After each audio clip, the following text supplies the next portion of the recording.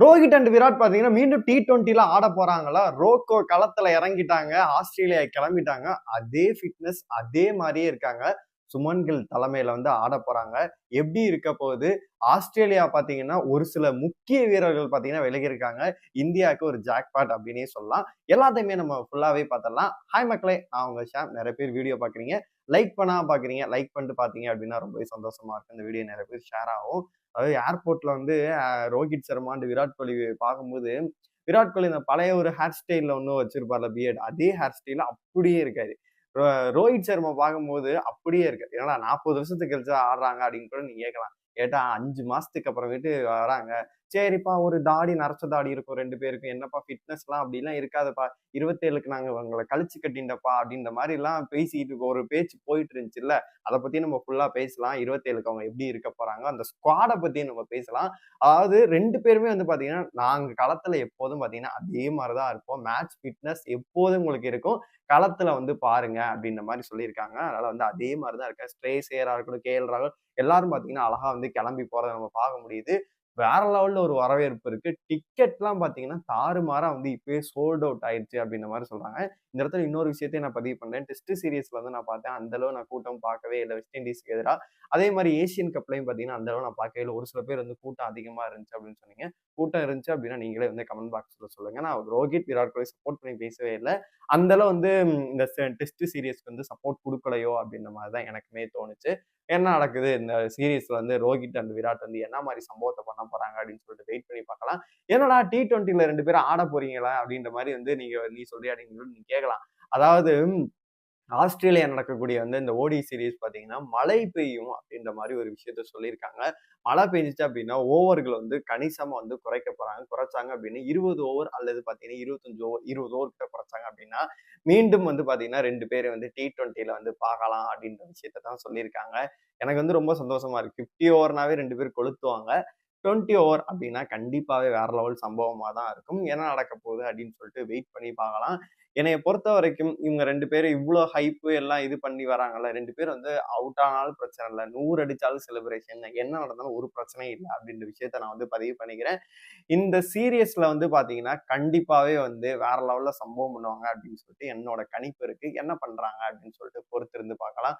முதல் முறையாக பார்த்தீங்கன்னா, 2 பேரும் சுமன் கில்லோட தலைமையில வந்து ஆடப் போறாங்க.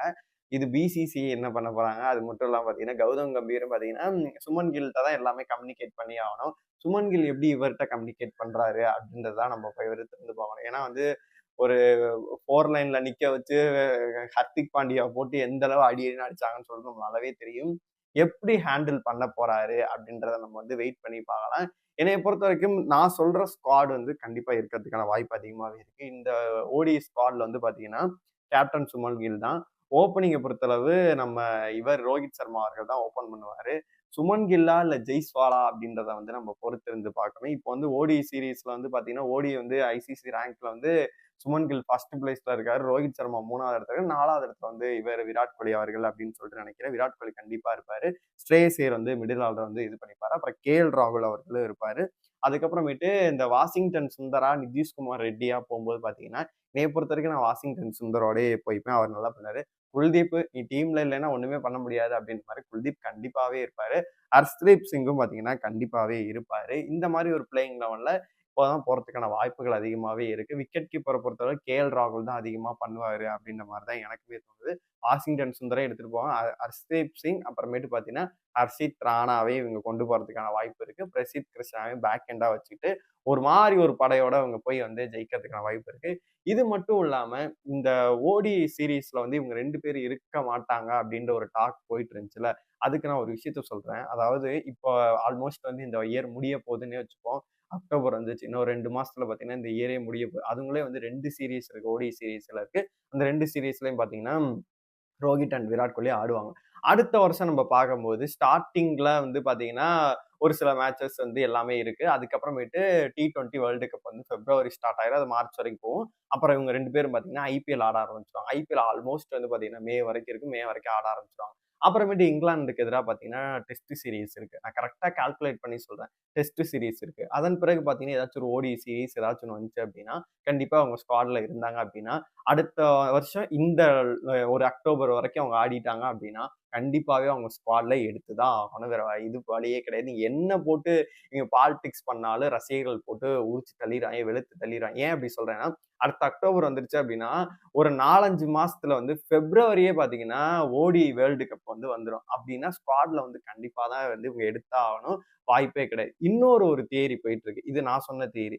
ஒண்ணு என்ன போயிட்டு இருக்கு அப்படின்னு கேட்டீங்கன்னா, இந்த ஓடிஐ ஸ்குவாட்ல வந்து ரோஹித் சர்மா அவர்கள் இருக்கிறதுக்கான வாய்ப்பு கிடையாது.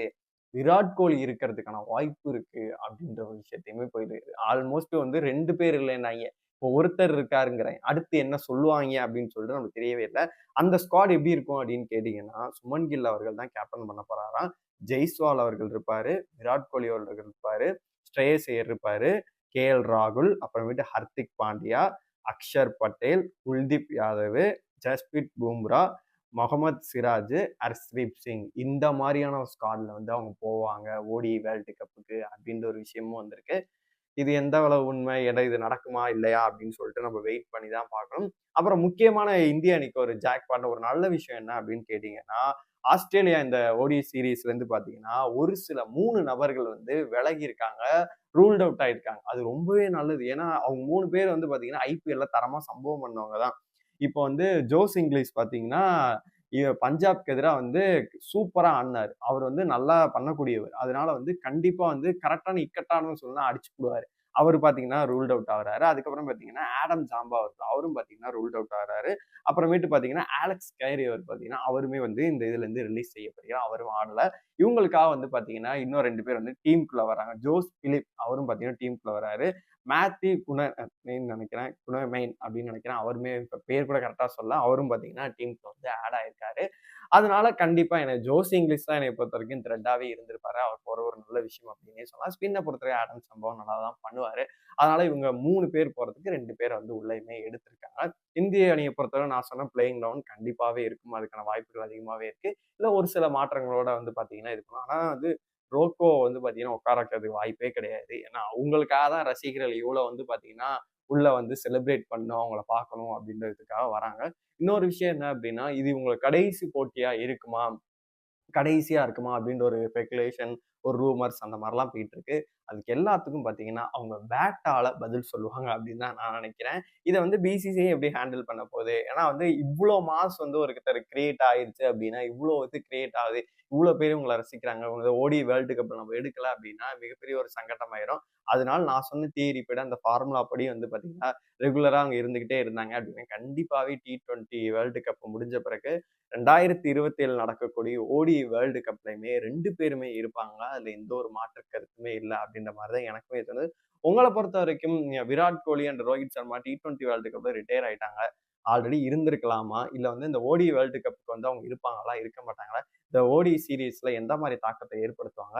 உங்க கருத்துக்கள் எல்லாத்தையுமே கமெண்ட் பாக்ஸ்ல சொல்லுங்க.